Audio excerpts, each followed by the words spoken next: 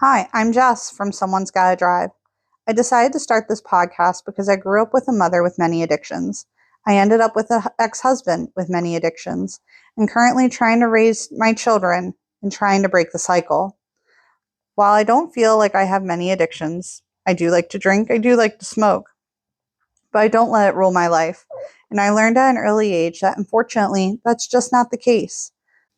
For some people, they can't have one drink. They can't just take medicine as needed because it turns into so much more. Throughout most of my childhood, my mother was always known as sick. Everyone would tell me that she could die any day, whether it was due to seizures or diabetes or some of those addictions that no one really wanted to talk about. But unfortunately, my story is a little all too common. And now, since my mother has passed away, my ex husband, well, has since gotten divorced. I had left everything behind 11 years ago to start a new job, a new life, and a new chapter.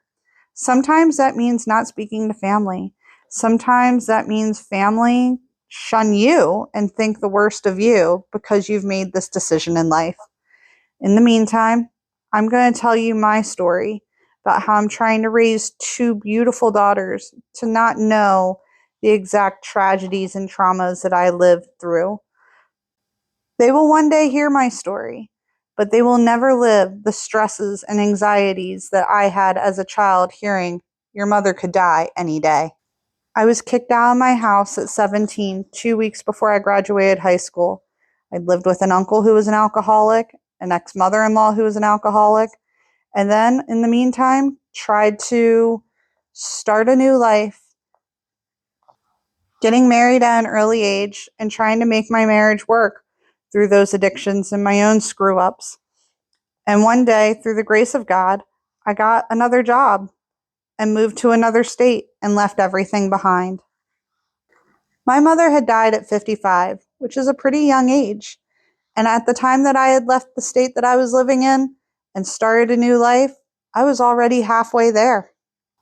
So I decided to start a whole new life, to do my best to travel, heal, and live the life that I had always wanted without the addictions and leave them all behind.